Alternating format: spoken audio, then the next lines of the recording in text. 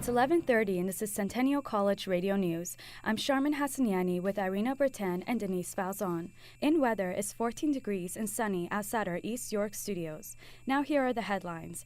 Wesley Snipes sentenced to 3 years in prison. Are dance clubs losing their appeal? And Toronto rockers hit the Film Fest screen. Now to our top story. Wesley Snipes is sentenced to 3 years in prison for tax convictions. He didn't file his U.S. income tax returns from 1999 to 2001. Since 1999, the actor has earned more than $38 million. In court yesterday, he apologized for his mistakes and promised to never repeat them again. He tried to give the judge $5 million, but he didn't accept the money. Snipes even had famous friends describe the good person he actually is, pointing out he doesn't have a criminal record. Obviously, it didn't work. He says he wants an appeal, but prosecutors say they won't grant him bail while the appeal is pending. Prison officials will let Snipes know when he has to start serving his sentence. Get ready for another reality TV show. Jennifer Lopez will be airing a series on TLC. She'll be giving fans a glimpse into her busy life as an actress, singer, dancer, businesswoman, and now a mom. Lopez will take advantage of the show by revealing her new fragrance, adding to her multi-million-dollar empire. She says she's looking forward to the program and sharing her journey with everyone. Lopez is the executive producer of the show. What happens when a cultural medley shatters stereotypes and misconceptions? Step outside the box next to find out what went on at the Cultural Mosaic Talent Show.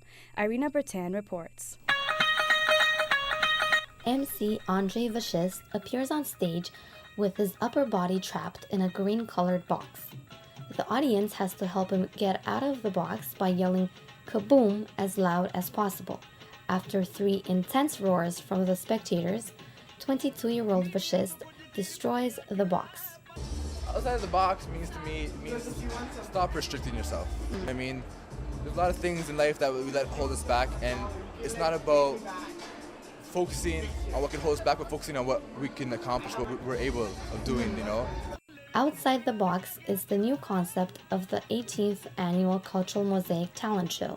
Last month's mid-sized event featured University of Toronto at Scarborough student performers. 19-year-old Natalie Venelainen, the Mosaic's coordinator, says the show is a celebration of cultural diversity. Well, the SCSU mission statement has a lot to do about, cultural diversity on campus because we are extremely diverse.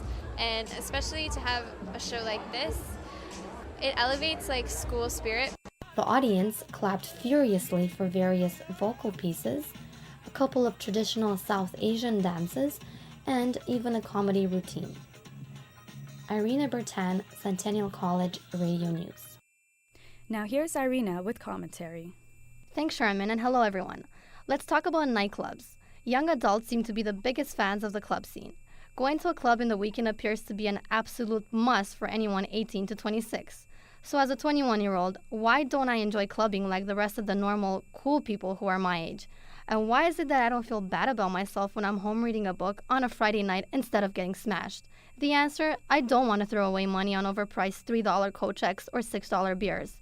It's also an eyesore to see underage girls who get into clubs with their fake IDs and as a result, think they've conquered the world. What bouncer in his right mind lets in a 16-year-old with a visibly fake ID and only a tiny bandana wrapped around her breasts?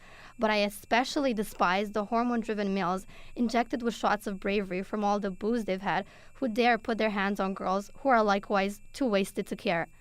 And if you've ever been in Toronto's entertainment district after last call, you've seen the swarm of drunks pouring out of the clubs causing ruckus on the streets. Lovely, eh? So, girls, which fabulous club are we hitting tonight? And that's all from me. We'll hear another commentary from Denise after this break.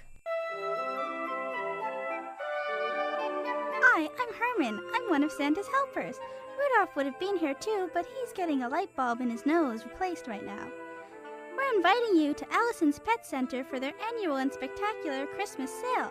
Every year, kids send letters to Santa asking for puppies and kittens, monkeys and mice, and to top it off, some ask for aquariums too. Can you imagine what the back of Santa's sleigh looks like? Come on, give Santa a break. I don't want to babysit all those animals and fish until Christmas Eve. I want to go back to building dollhouses. Come to Allison's and save on household pets and presents for your pets. Get a head start on your Christmas shopping. The sale starts on Saturday and runs through Christmas Eve.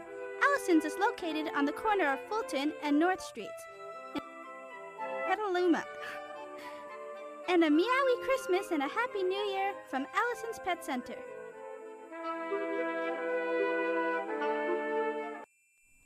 Welcome back. The 15th annual Hot Docs Canadian International Documentary Festival is still underway in Toronto.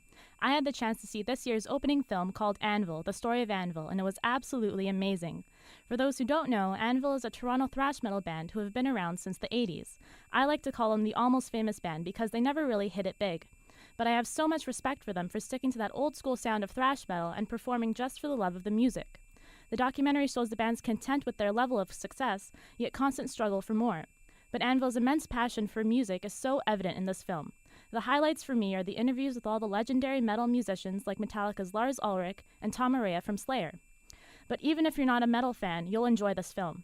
There's a lot of emotion involved. It made me laugh and it almost made me cry. So it's a great documentary, definitely worth watching, and the film festival experience was just incredible. Hot Docs is running until Sunday, so you've still got a bit of time to catch some great films. And that's all for me. Now let's send it back to Sharmin for the wrap. Thanks, Denise. That's the news for now. You can hear more news coming up in about 15 minutes on the internet at ondemand.centennialcollege.ca. On behalf of all of us here at Centennial College Radio News, thanks for listening and have a great afternoon.